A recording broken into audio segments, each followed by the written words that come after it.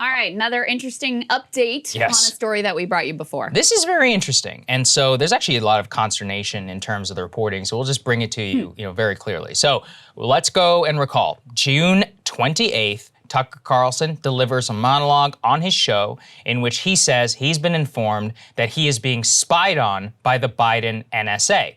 This prompted a statement from the NSA itself, which we have here on the screen. Please keep this up there, which is on June 28, 2021, Tucker Carlson alleged the National Security Agency has been monitoring our electric communications, is planning to leak them in an attempt to take the show off the air. This allegation is untrue. Tucker Carlson has never been an intelligence target of the agency, and the NSA has never had any plans to take his program off of the air. So everyone clearly noticed that their language was very lawyerly. What they said there is that Tucker Carlson has never been a target of the NSA. This was quickly picked up, and Tucker himself said what he'd been informed of is that while he was trying to secure an interview with Vladimir Putin, that intermediaries who he had been talking to, his name had been unmasked by the NSA, even though he had not been a quote-unquote target of the investigation. This later came out in Axios. Well, now The Record, which is a major cybersecurity publication, has come out, and they're very squirrely about this because they clearly wanted to take the NSA's side,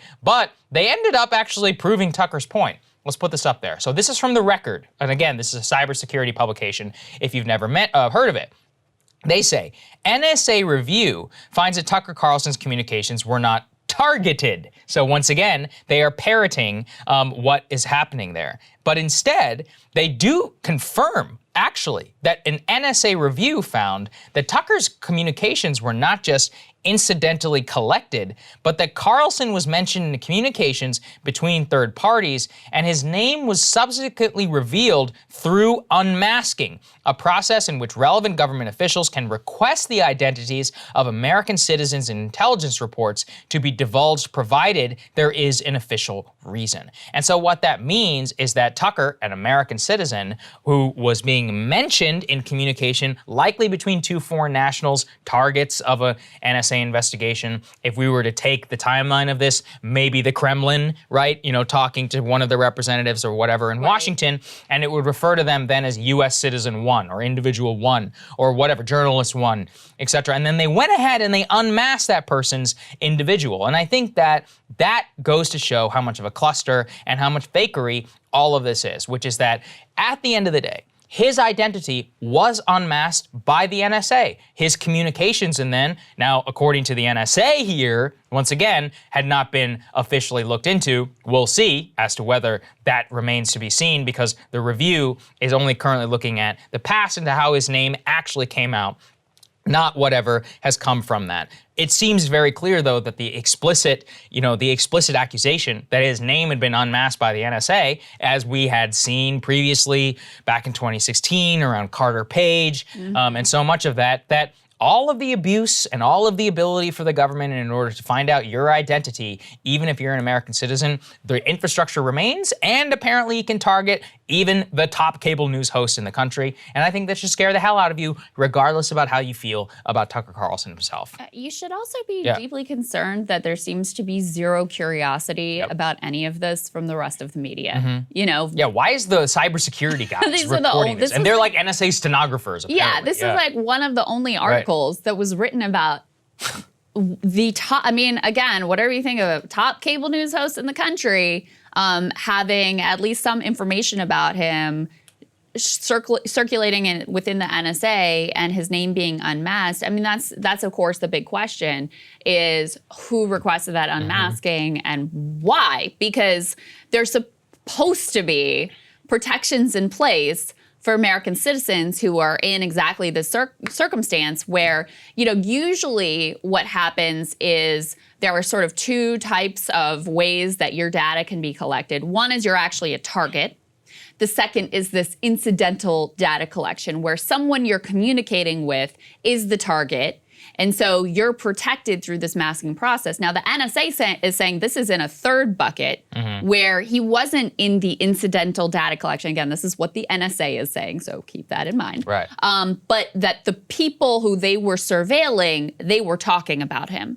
And then his name is ultimately unmasked. So who and why and what are the protections for American citizens and American journalists to make sure that their communications and their identity is protected in these types of circumstances. Because I don't care who you are, there's nothing wrong with seeking an interview with any head of state. No, nothing. No matter who they are, no matter how corrupt or kleptocratic or authoritarian or whatever, it is incredibly newsworthy to get an interview with any head of state, especially, I mean, Vladimir Putin, a significant player on the world stage, someone that, you know, American public has become weirdly obsessed with.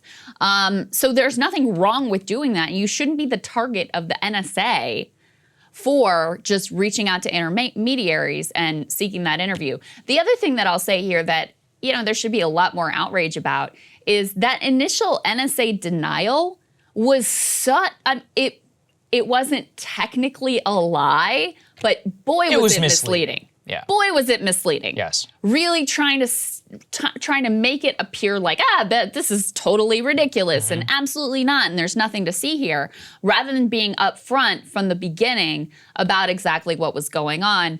And then the other piece of this is there's speculation about how Tucker ultimately learned that this is going on. He says essentially a whistleblower came to him, which is one possibility. The other possibility is they actually gave him what they call a defensive briefing to let him know that, you know, these were some sketchy characters or whatever that he was interacting with. So anyway, Tucker says that it was through a whistleblower. But again, the fact that there is zero curiosity about any of this from all of these American journalists who pretend to care so much about the First Amendment and the free press and all of that when it's convenient to them is very, very telling. Absolutely. And even if sketchy characters, he's a journalist. When you're a journalist, you deal with sketchy you characters. have to deal with sketchy characters. You know, I used to cover the Pentagon, and I actually had a lot of friends who had covered Afghanistan. In Afghanistan, you have journalists, American journalists, who have the cell number of the chief spokesperson of the Taliban in order to try and confirm whenever there's like a suicide bombing. They're like, hey, was this you guys? And they'll be like, yeah, it was us. And here's a statement.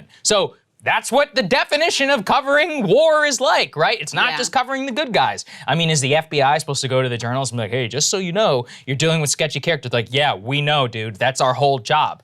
Say anybody who has ever worked in a authoritarian environment or who's ever worked in covering people who are authoritarian governments, etc., I can tell you I've had to deal with some sketchy characters, like in terms of embassies and people who are like, hey, why don't you come on by for a briefing on how actually our president is the greatest president on earth? And I'm like, yeah, I'm good, but you know, then some news comes around and you're like, hey, what's going on? I covered the coup in Turkey. I had to talk to some really sketchy dudes who were allied with the Erdogan regime. I'm a journalist, right? Like, I'm supposed to do that. I wanted to get some information into exactly what the hell was going on.